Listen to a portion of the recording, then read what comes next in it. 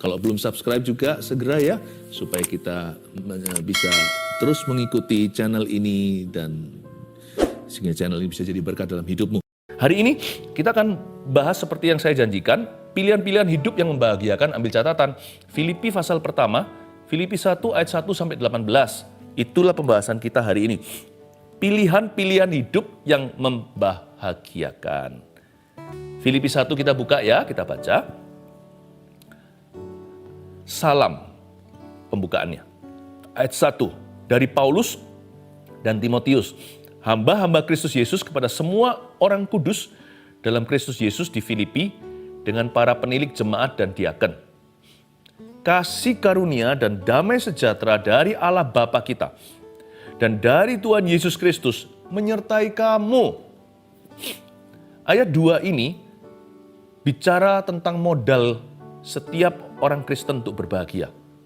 Aneh ya, hari-hari ini dunia itu mencari kebahagiaan di tempat yang salah. Pesta pora, harta benda. Padahal hal-hal itu sementara sih kita punya sekarang, kita thrill atau kita merasa excited, bergairah, paling 1 minggu atau 1 bulan. Lalu setelah itu jadi biasa. Sumber sukacita yang benar itu Kristus. Makanya Paulus berkata gini, kasih. Makanya Tuhan ngomong begini sama Paulus pada waktu Paulus dicobai. Waktu dia ada duri dalam dagingnya. Tuhan berkata, kasihku cukup bagimu. Modal kita untuk bahagia itu besar loh. Kita ini semua kalau sudah ditebus oleh Kristus, sudah terima Yesus. Kita semua hidupnya dari detik sejak kita bertobat terima Tuhan, kita itu beranjak dari surplus, bukan dari defisit. Kalau kita hitung kehidupan sekarang dengan dibandingkan, jikalau kita hitung hidup, maksudnya kalau hidup kita sekarang dibandingkan kekekalan, susah, suka, duka kita itu enggak seberapa. Suka enggak seberapa, duka kita juga enggak seberapa. Nama kita tertulis di kitab kehidupan. It couldn't be better than that. Tidak bisa lebih baik dari itu. Enggak percaya? Coba andaikan orang-orang yang meringkuk di neraka hari ini bisa keluar sebentar saja, mereka pasti ban kamsyah bahasa Hokkiannya. Mereka akan beribu-ribu, puluhan ribu, jutaan, miliar kali berterima kasih. Tahukah Anda diselamatkan itu anugerah terbesar? Modalmu itu besar untuk happy. Jadi kalau kita kehilangan money, saya tidak berkata ya sudahlah, tetap harus diusahakan dengan cara legal. Kalau Anda diputus pacar, bahkan kalau kita ditinggal seseorang yang kita kasih meninggal dunia, sedih dukanya tidak terhingga. Tapi jangan seperti orang tak punya pengharapan. Kalau nama kita tertulis dalam kitab kehidupan, kasih karunia dan damai sejahtera Allah Bapa kita dan dari Tuhan Yesus Kristus itu yang menyertai kita. Bukan hanya di hidup ini tapi selamanya. Tidak bisa dibandingkan dengan apapun yang kita peroleh di hidup ini atau yang kita hilang di dalam dunia. Jangan mengeluh, please. Berhentilah ngomel. Ya, berhentilah. Andai kata si kaya yang dibakar di api penghakiman itu, yang minta kepada Tuhan, pada Bapak Abraham untuk mencelupkan jarinya, kasih setetes air karena dia dahaga, dan minta tolong supaya memperingatkan kelima saudaranya di rumah yang tidak takut akan Allah, kalau perlu kirimlah Lazarus, si pengemis yang takut akan Tuhan yang mati di depan rumahnya. Andai kata orang mati bisa berbicara, andai kata arwah bisa ngomong hari ini, mereka akan memperingatkanmu, udahlah,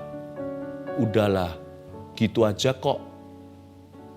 Kamu punya Yesus kan, kamu orang yang paling happy. Udahlah, andai kata mereka bisa berbicara. Tapi jangan cari arwah, cari Roh Kudus berbicara kepada kita itu lebih baik, lebih benar, lebih tepat. Modal kita untuk bahagia itu besar, karena modal kita itu kasih karunia, keselamatan. Dan damai sejahtera nggak bisa dibeli oleh dunia. Itu kita punya. Nggak tanggung lagi, dari Allah Bapa kita, plus dan dari Tuhan Yesus Kristus. Bukan Allah itu ada 2, bukan. Bicara tentang kepenuhan Allah Tritunggal. Kasih karunia nggak tanggung-tanggung, nggak dari satu alamat saja. Damai sejahtera dari Allah Bapa dan dari Tuhan Yesus Kristus. Apa yang Tuhan punya itu punyamu. Sekalipun tidak semua dikeskan dalam hidup ini, jangan serakah. Tidak semua keinginan kita dikabulkan. Bahkan kadang-kadang kebutuhan kita pun kita mengalami pencobaan untuk sabar sebentar. Doa-doa kita mungkin sampai hari ini masih ada yang tertunda. Tapi selama kita punya Yesus, kita punya segala. Tapi waktu saya baca di ayat 2, kasih karunia damai sejahtera dari Allah Bapa dan dari Tuhan Yesus. Mana Roh Kudus? Nggak disebut, karena dia tinggal di dalam dirimu. Wow, bukan hanya kita dapat keselamatan, Roh Allah di dalam kita, hidup di dalam diri kita. Kurang apa? Ya, saya nggak bicara begini berarti kita nggak perlu meminta untuk kebutuhan kita. Doa Bapa kami itu apa? Berikan kami rezeki kami hari ini. Bukan berarti kita nggak punya keinginan. Bergembiralah karena Tuhan, maka Tuhan akan memberikan apa yang diinginkan oleh hatimu. Gembira dulu. Bukan dapat dulu baru happy. Happy dulu baru dapat. Bahagia dulu baru memperoleh. Roh Kudus itu dia tinggal di dalam dirimu. Your best friend forever. BFF itu. Nggak hanya di hidup ini, selama-lamanya dialah materai keselamatanmu. Sebelum saya lanjut bicara tentang pilihan-pilihan hidup yang membahagiakan, saya berikan dulu landasan, alasan kenapa kita harus bahagia. Jadi orang Kristen nggak happy, berarti orang paling konyol di seluruh universal, di seluruh dunia. Harusnya Christians, orang Kristen yang lahir baru adalah the happiest people on earth. Orang yang paling kuailah, sila, mancu dalam bahasa Chinese, paling puas lahir batinnya. Ucapan syukur dan doa kita lanjut lagi. Sekarang saya ajarkan pilihan-pilihan gimana kita memilih dengan hati. Hal-hal yang membahagiakan hidup kita, bukan yang membawa stres yang percuma. Ayat yang ketiga dan 4 bunyinya, aku mengucap syukur kepada Allahku.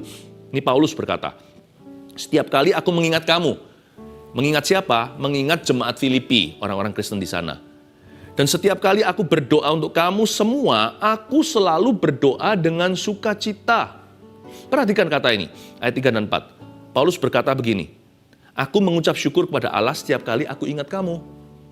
Lalu di ayat 4, kalimat terakhir berkata, aku selalu berdoa dengan sukacita. Ayo miliki good habit atau kebiasaan yang baik, yaitu cari-carilah alasan untuk bersyukur. Tiap hari, tiap saat, cari-cari. Seperti orang yang suka cari gara-gara sama kita, selalu cari-cari salah. Orang itu kan gitu ya, kalau sudah sentimen sama seseorang, selalu kelihatan salahnya. Kalau seseorang nggak suka sama seorang pembicara, contohnya selalu cari celahnya. Atau kalau suami nggak suka sama istrinya, selalu aja kritikan yang tajam. Atau sebaliknya, istri terhadap suaminya, selalu kurang. Nah, pakai negative force atau kekuatan negatif itu, diubah menjadi sesuatu kekuatan iman. Cari-carilah alasan untuk bersyukur. Nggak ada pun cari-cari, pasti ketemu kok. Pasti ketemu. Ya. Kalau mata kita terus tertuju ke sana, mau ndak mau, kita akan melihat sesuatu. Jadikan itu kebiasaan baikmu. Jangan cari sesuatu untuk disyukuri, tapi cari yang sudah ada untuk bersyukur kepada Allah. Terima kasih Tuhan. Nanti lihat ya, yang panjang umur situ. Orang yang begitu, yang hidupnya happy, hatinya ringan. Nggak perlu kita itu minta doa, minta Tuhan kasih kesehatan. Hati yang gembira adalah obat. Itu sudah built in di dalam diri kita. Itu sudah keluar zat istilahnya. Di dalam diri kita itu berkat mengalir setiap kali ada hati bersyukur. Cari-carilah alasan untuk bersyukur. Ayat 5 coba lihat bagaimana Paulus bersyukur. Aku mengucap syukur kepada Allahku karena persekutuanmu, katanya kepada jemaat Filipi. Persekutuanmu dalam berita Injil, mulai dari hari pertama sampai sekarang ini. Paulus tuh hebat ya, saya nggak tahu ada masalah apa sama Filipi. Kalau menurut saya sih surat ini nggak ada kritikannya. Tetapi pasti ada masalah lah, mana ada gereja yang sempurna, nggak ada jemaat yang perfect itu. Kalau kita ada 1000 orang Kristen di sebuah gedung, kita punya 1000 problem. Itu minimalis, 1000. Satu orang nggak punya satu problem saja. Aku mengucap syukur pada Allah karena persekutuanmu, dia berkata, persekutuanmu dengan Injil itu dari sejak semula pertama sampai sekarang. Andai kata di sini ada yang mengeluhkan pernikahannya. Wah, dikit-dikit udah bilang cerai nih, hari-hari ini udah heboh sekali. Apalagi di masa pandemi, ketemu terus. Wah, yang masalah semualah borok-borok lama, ex-exnya mulai disinggung dalam pembicaraan, lalu mulailah suka sikat sana-sini, dan selalu kritikan tanpa pujian menjadi keseimbangan dalam pernikahan. Coba bayangkan, ada orang-orang yang begitu hari ini. Saya kasih saran belajar dari Paulus. Dia berkata, aku mengucap syukur sama Allah. Kalau nggak ada sesuatu yang bisa kusyukuri sekarang, aku menggali sumur dulu. Dahulu kala sejak pertama kali, aku ingat pada saat engkau berkata, I do, atau saya bersedia di altar. Kalau pernikahan Anda sudah menjadi begitu terpuruk, ingatlah hari Anda dinikahkan di gereja. Hari H, hari perdana Anda disebut pria dan istrinya, masih bisa disyukuri kan? Itu kan tanpa cacat celah. Paling dekornya kurang lah, apalah. Tetapi hadirat Allah, ingat itu. Firman yang dibagikan, ciuman pertama. Kalau Anda tidak bisa syukuri pernikahan, jangan ke arah cerai. Atau ke arah bumi hangus. Kembali ke dasar. Kepada gunung batu dari mana Anda dipahat. Dan berkata, aku ingat. Masa itu aku berkata, I do to you. Sayangku, hari ini kita bertengkar. Sudahlah. Kita selesaikan pelan-pelan nanti kalau kepala udah dingin. Kita gandeng tangan. Jangan seperti Anania Safira sama-sama mati. Kita mau sama-sama hidup. Kamulah teman ahli waris kehidupanku. Mari kita sama-sama gandeng tangan dan berkata, Tuhan Yesus, kami syukuri pernikahan kami. Minimal kalau hari ini nggak ada yang bisa disyukuri, kami syukuri Engkau memberkati kami. Pasti ada jalan keluar esok hari. Begitu. Aku bersyukur kepada Allah karena persekutuanmu dari sejak awal. Ayat 6. Akan hal ini aku yakin sepenuhnya. Yaitu ia yang memulai pekerjaan yang baik di antara kamu, kata Paulus, akan meneruskannya sampai pada akhirnya pada hari Kristus Yesus. Paulus berkata, dia yang memulai pekerjaan baik akan menyelesaikannya. Akan hal itu aku yakin sepenuhnya. Nah, pilihan-pilihan hidup yang membahagiakan, yang lainnya lagi adalah belajar untuk selalu memilih yakin, bukan ragu. Pilihlah untuk yakin dan bukan ragu. Dua-dua itu energinya sama. Ragu itu membakar kalori rohani juga. Ya kan? Sedangkan iman juga membakar kalori. Sama-sama keluar energi. Kenapa nggak pakai untuk yakin daripada ragu? Pilihlah untuk yakin. Paulus berkata begini, akan hal ini aku yakin sepenuhnya. Itu pilihan. Yaitu dia yang memulai pekerjaan yang baik di antara kamu, entah gimana, akan meneruskannya sampai pada akhirnya. Dia yang begins, he will fulfill. Dia akan menyelesaikan. Kalau Anda nggak tahu bagaimana percaya di masa-masa Anda bimbang, nggak tahu, cari lagu-lagu, jangan lagu-lagu yang membuat Anda patah semangat, lagu-lagu dunia yang menjerumuskan. Apalagi lagu-lagu tertentu itu yang begitu melo, begitu blue, begitu depressing sekali. Orang dengar bisa bunuh diri kali ya. Kalau orang happy dengar itu aja bisa gloomy kok. Bisa seperti ada awan kelabu, apalagi kalau awannya udah abu-abu. Dengar lagu gitu, kuasa gelap masuk tanpa rintangan ke dalam dirimu. Cari lagu-lagu banyak puji-pujian yang membangkitkan iman. Pilihlah untuk yakin, bukan ragu. Dan kalau Anda tidak bisa percaya, Anda tidak merasa sedang percaya, Anda ngomong begini aja, Tuhan, aku memilih untuk percaya dalam nama Yesus. Pilihanmu akan dihargai oleh Allah, pilihanmu akan didengar oleh setan. Pilihanmu juga akan terdengar oleh kuping dan telinga sendiri, sehingga otot sendi sumsummu akan meresponi firman Allah. Jangan lupa di dalam diri kita itu hampir semua itu water, air. Dan pada mulanya menggenanglah air di permukaan bumi, bumi belum berbentuk. Terdengarlah firman, ada suara, jadilah terang, terang jadi. Apapun yang disuarakan terjadi. Be careful what you say to yourself. In your presence. Apapun yang Anda katakan pada dirimu sendiri, di hadiranmu sekalipun kau katakan pada orang lain, atau katakan pada tembok, be careful, hati-hati. Pilihlah untuk percaya. Kalau nggak bisa percaya rasanya, katakan begini dengan sengaja. Tuhan, aku memilih untuk percaya in Jesus' name. Udah, perasaannya akan follow up nanti. Akan menyusul. Kalau feelingnya nggak ada, nggak apa-apa. Feeling is not the greatest, trust me. Faith is. Iman yang terbesar, bukan perasaan.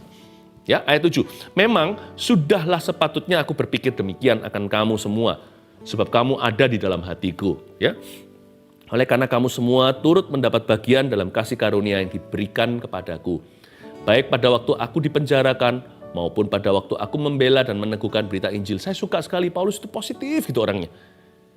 Jangan lupa ya, Filipi ini surat Paulus dari penjara loh ya. Ini dia bukan tulis dari hotel bintang 5.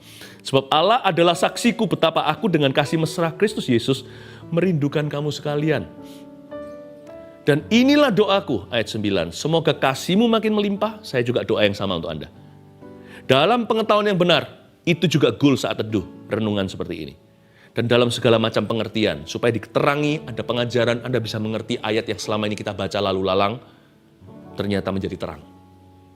Ayat 10, sehingga ini tujuan akhirnya bukan pengetahuan, tujuan akhirnya adalah keputusan. Pilihan hidup itu dimulai dari hati, tapi kemudian menjadi pilihan-pilihan nyata yang menguntungkan Anda sendiri. Sehingga kamu dapat memilih apa yang baik. Nah itu dia ayat 10. Supaya kamu suci dan tak bercacat menjelang hari Kristus. Penuh dengan buah kebenaran. Itu sukses yang dari Tuhan. Yang dikerjakan oleh Yesus Kristus. Untuk memuliakan dan memuji Allah. Supaya hidupmu itu penuh tujuan ilahi. Kenapa engkau diciptakan dan kenapa engkau ditebus, bahkan dipulihkan dan disembuhkan. Tuhan mau semua pengetahuan Anda itu dimulai dari hati yang bisa memilih perkara-perkara yang memuliakan Allah. Pilihan-pilihan yang membahagiakan, bukan yang menjatuhkan, itu akan berujung menjadi pilihan hidup yang menguntungkan you sendiri, Anda sendiri, you and me. Pilihan-pilihan itu seperti apa ya? Pilihan pasangan hidup contohnya.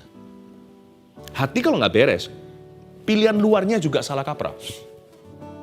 Banyak orang itu bukan cari pasangan hidup. Mereka cari pelampiasan. Ada juga orang-orang kalau soal PH ya. Dia sendiri nggak memilih jadi seorang pria yang bertanggung jawab kok. Bagaimana dia bisa pilih pasangan? How? Apa yang Anda bangun? Anda nggak bangun diri sendiri, Anda mau bangun apa dengan orang lain? Kalau satu orang satu masalah, dua dikuadratkan lebih masalah lagi.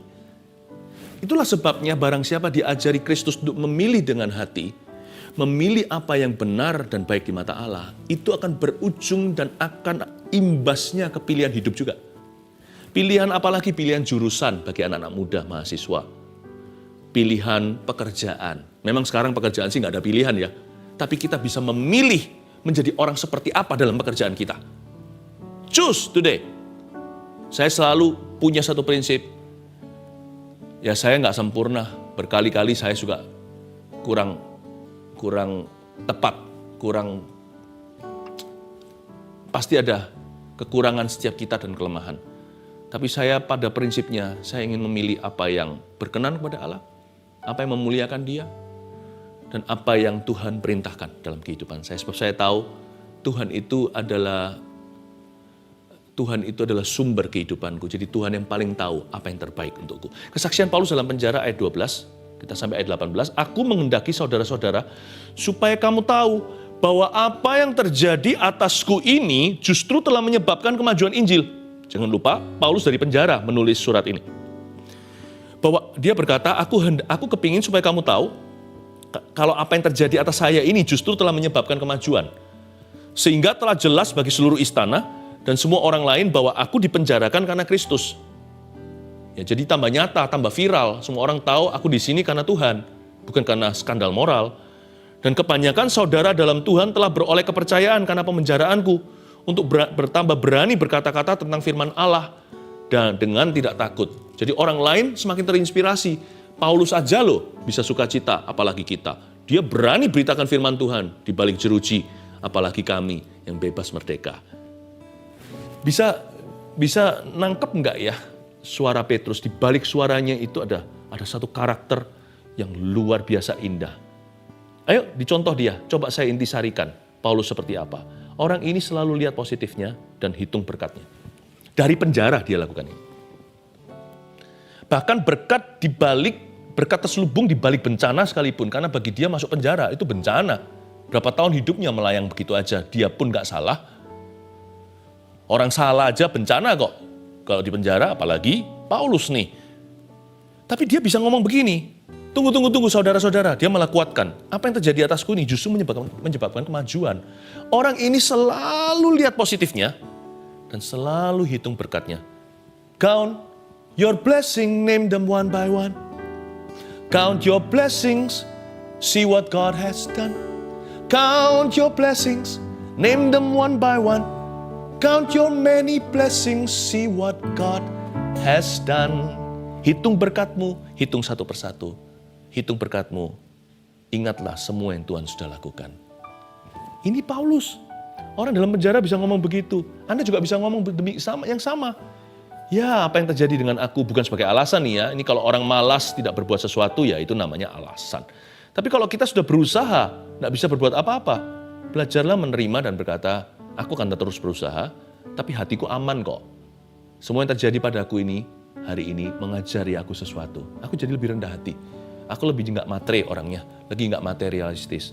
Aku lebih jadi orang yang memperhatikan orang lain, lebih peka atau lebih mencintai, bisa bersyukur untuk perkara sederhana. Aku jadi family man mau nggak mau sekarang. Coba cari-cari seperti yang saya katakan tadi, cari alasan bersyukur, sekarang cari-cari berkatnya di mana. Lihat positifnya. Amin. Terakhir, ayat 15 sampai 18. Ini Paulus punya musuh nih. Ada orang yang memberitakan Kristus karena dengki dan perselisihan. Tetapi ada pula yang memberitakannya dengan maksud baik. Paulus punya hater nih. Paulus punya orang-orang yang merugikan dia, yang sengaja serang dia. Orang-orang yang tidak setia kawan. Atau pengkhianatan. Mereka ini memberitakan Kristus karena kasih. Sebab mereka tahu bahwa aku ada di sini untuk membela Injil. Ada yang begitu. Ada yang ikut Paulus, ada yang memberitakan firman karena terinspirasi dengan Paulus. Tapi juga ada yang karena persaingan. Tetapi yang lain karena kepentingan sendiri dan dengan maksud yang tidak ikhlas. Sangkanya dengan demikian mereka memperberat bebanku dalam penjara. Jahat ya, ini saudara palsu. Belum lagi Paulus itu menghadapi orang-orang luar yang tidak takut akan Tuhan, tidak kenal Tuhan, tidak mengakui Tuhan, yang menentang jalan Tuhan. Paulus juga menghadapi di dalam rumahnya sendiri, di dalam kemahnya, pengkhianatan demi pengkhianatan. Ini orang berat loh. Ini yang namanya jatuh tertimpa tangga gitu ya. Jatuh tertimpa tangga. Ini yang namanya orang itu sudah dibalik jeruji, jatuh pula besinya. Gimana ini? Saya mau ajarkan poin yang terakhir supaya Anda mengerti. Ini orang berkata seperti ini. Sangkanya mereka ini menyangka dengan demikian memperberat bebanku dalam penjara. Salah. 快不快乐我自己安排. Happy not happy, I decide for me. Itulah kira-kira gitu. Saya senang nggak senang, bahagia nggak bahagia, nggak di tangan orang kok.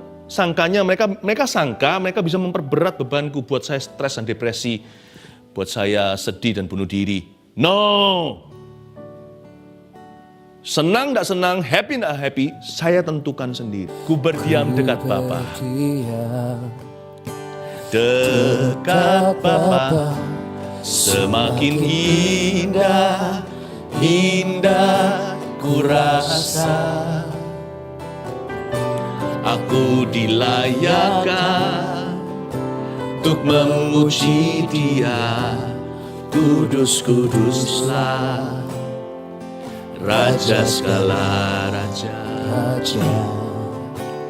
Ku bernyanyi bagi Dia, korban terindah akan ku sembahkan. Pujianku naikkan, jiwaku bersorak. Aku diangkat semakin dekat dengan Bapa. Dalam hadirat-Nya ku rasa bahagia. Dalam hadirat-Nya ada damai dan sejahtera. Dalam hadirat-Nya ku temukan iman, kekuatan. Dalam hadirat-Nya ku temukan kasih-Nya. Sekali lagi, mari kita memilih untuk berdiam di dekat Bapa. Ayo, hati digeser ke surga. Ku berdiam dekat Bapa, semakin indah, indah ku rasa.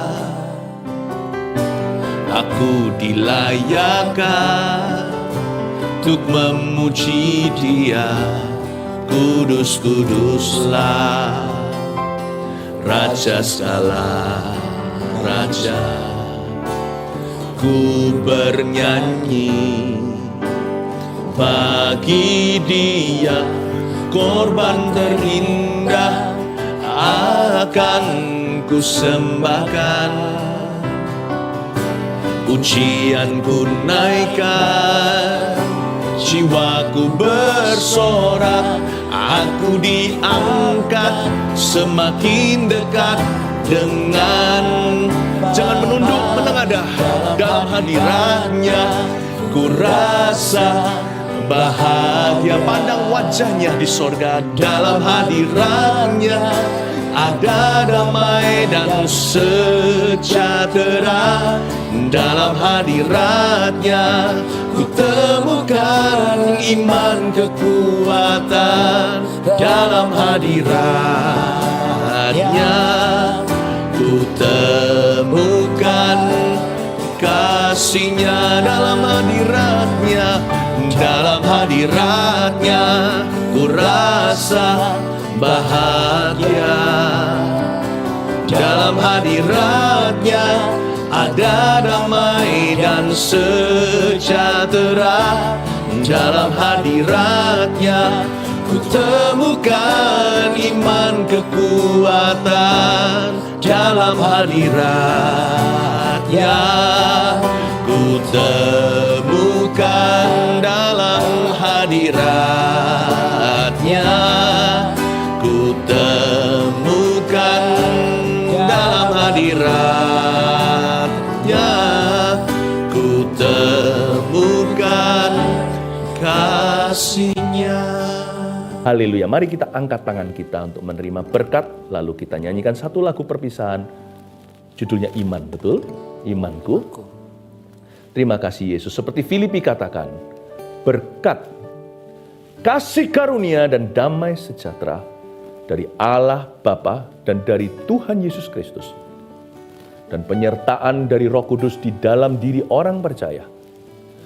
Pengurapan Roh Kudus atas gerejanya menyertaimu dari sekarang sampai Maranatha.